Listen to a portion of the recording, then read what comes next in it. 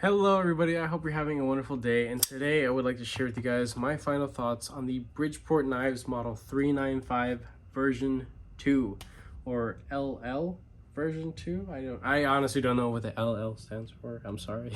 But I did purchase this knife directly from Bridgeport Knife Co. These guys are manufactured by Kubi, which is a Chinese OEM, putting out great work and honestly even better OEM work. A lot of their collaboration stuff, for whatever reason, seems seems to have a little bit more effort put into it than some of their in-house designs. I don't know why. I don't know if anybody could actually speak on that confidently. Me personally, I haven't had a whole lot of Kubi models, but I've had a handful of things that are OEM'd by them, and it's been wonderful all across the board. It really has been. The price on this is $145, and is it available anymore? Is it? I'm pretty sure this is. Yes, it is still available. I think all. Okay, no. The carbon fiber. Okay, the only one that has been sold out is the Stonewash blade and camo fat carbon fiber with blasted hardware. That's the only one that's been sold out. All the other ones, there are 3 other variations available. There is a satin blade, natural micarta, and it also has thumb studs. So that's there if you want it. That one is $145. A lot of freaking knife.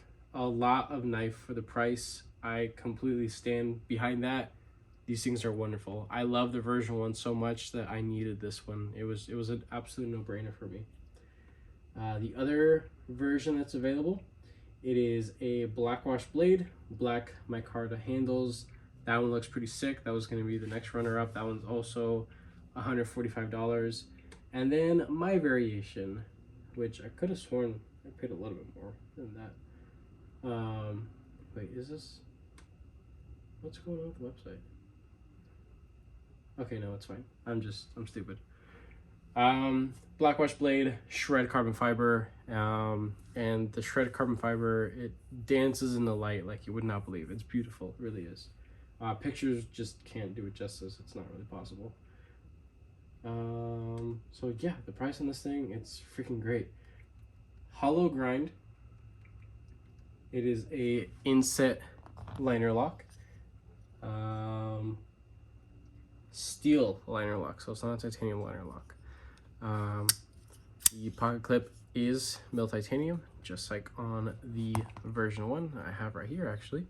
So I've modified this just a smidge, just giving it interesting little anode pattern, and acid wash the blade just a little bit, very, very lightly. So these are the 2. At first, when I got them and I did my unboxing, I had a very difficult time trying to figure out the differences between the 2. But there are some differences that I believe are justified in the price. I can't remember what the version 1 cost. And even on the website, I can't seem to find records of what the version 1 used to cost. But it was maybe a hair less, not by much. The blade material on the version 2 is CPM 20CV. On the version 1, it was 14C28N, which is wonderful budget steel. I don't mind paying anywhere within $200 for 14C. I mean, the design and the action, fit and finish needs to be on point to be able to justify that blade material, because it is the higher end of the budget blade material before you start getting to the crazy super steels, right? Again, that's just my opinion. I'm not a knife steel nerd by any means, but from my own experience and with knives in my collection, that's just my point of view, really. So I want to talk about some of the key differences here when interacting with the knife. And I don't know what is all this stuff on here.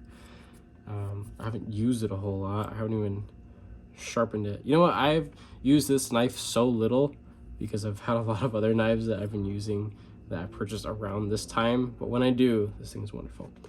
I haven't needed to sharpen it, but when I do, I'm sure it's going to be just the same as the version 1. So I'm going to sharpen it and treat it as such. But here, taking a look at the inset liner lock, you have this style of jimping, which is perfectly fine, nothing wrong with it, nice and grabby.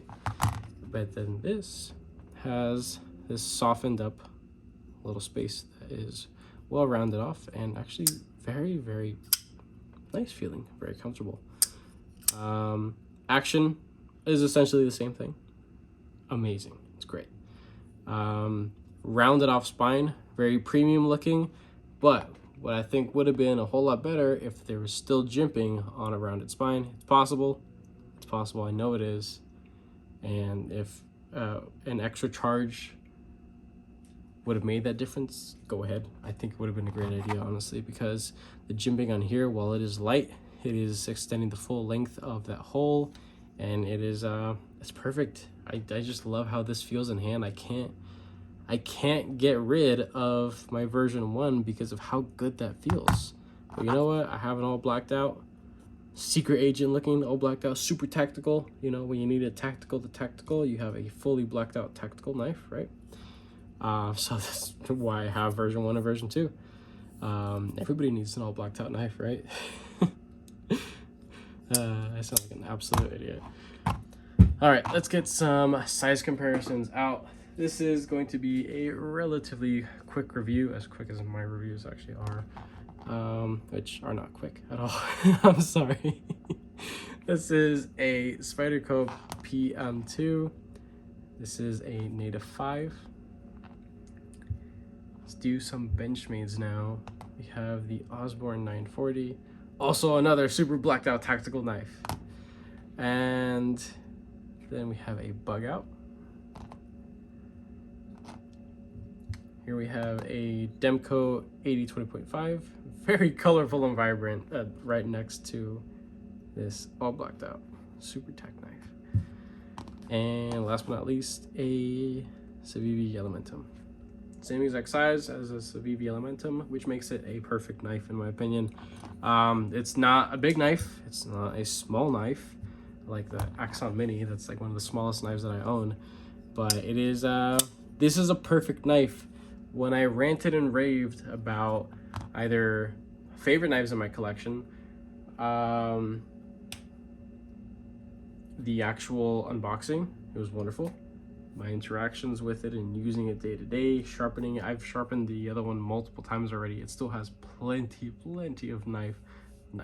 plenty of life left to that edge. It's been great. The review on that one, it was awesome. I loved everything about it pretty much. I can't remember any complaints that I actually had on it. That one is titanium. This one's carbon fiber. They didn't offer a full titanium one directly on Bridgeport Knives. I don't know why, but there was a dealer exclusive version made for, I think, Way of Knife. They got all the full tie ones, which I thought was a little weird, but it is what it is. I don't care, it doesn't really matter, but it's a thing. They're out there, they're available. So if that's something that you're interested in, maybe micarta and carbon fiber just aren't your thing, and truth be told, they really aren't my thing. I would have loved to get a full tie one, but if it wasn't available on the website, that's fine with me. I was able to get one that I'm actually quite happy with. This does have a hollow ground. It is extremely thin behind the edge, super stupid slicey, while the other one is, I think, yes, the other one does have a hollow grind, but it is a little bit thicker. This one feels just stupid thin. I could honestly almost feel like I'm touching my fingers between the two, so I wouldn't be doing any type of like crazy hard work with this thing. You don't want to be freaking doing anything inappropriate with this particular unit. This is going to be more of a perfect EDC day-to-day kind of design of a knife. So one of my favorite things about it is that drop point style blade. It is low, super freaking low, and I love taking it to work. Also, the blade is kind of kind of curved, a little bit like a banana, right? Nothing crazy. But in hand, it's absolutely wonderful. And when holding it in a way that you would hold a knife like this, like pinch grip, further back here if you want, closer up to this halvesy kind of finger choil space, it's also very comfortable too. But it's easy to get to that tip and control it, and utilize it as essentially a box cutter to score things, to cut things, to maybe cut something to where the material behind is sensitive. It's very easy to control this blade, and it is absolutely wonderful.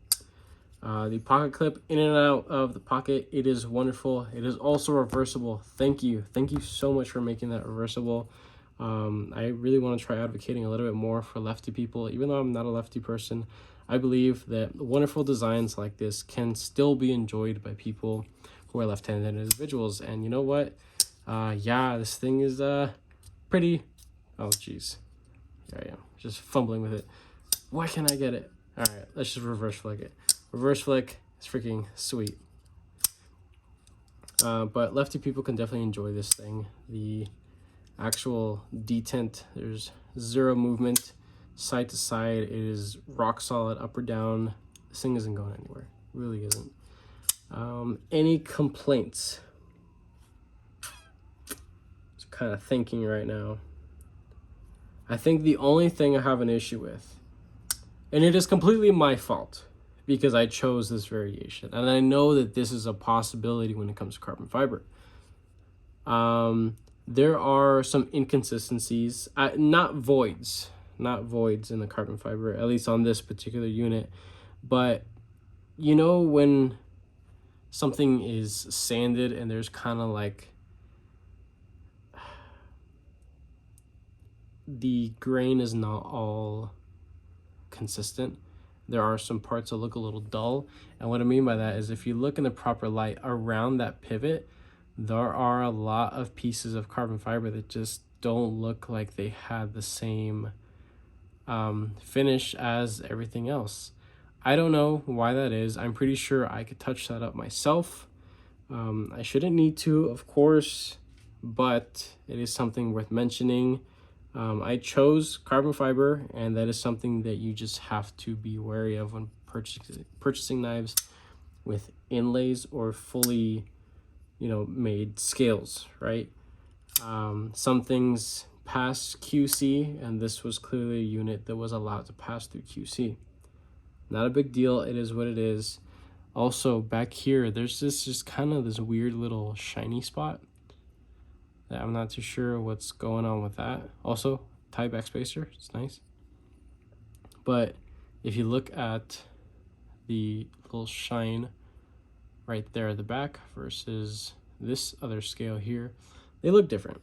Again, my fault. I knew that there was going to be possible inconsistencies getting into this knife, but talking about the actual bones of this knife, the design, the materials that they're using, everything is pretty darn wonderful. I don't really have any legitimate complaints. This is a perfect knife, genuinely a perfect knife. You're getting so much here for the money. 110% recommend it. I will be linking links down in the description if anybody's interested. With that being said, I hope you guys enjoyed this little review. If you guys did, go ahead and leave a like. If you guys are subscribed, thank you. Thank you so much for all your support. If you guys are not subscribed, go ahead and consider subscribing because we have reviews, unboxings, giveaways, channel updates, just a plethora of content coming your way. And with that being said, I hope you guys have a wonderful rest of your day and take care now.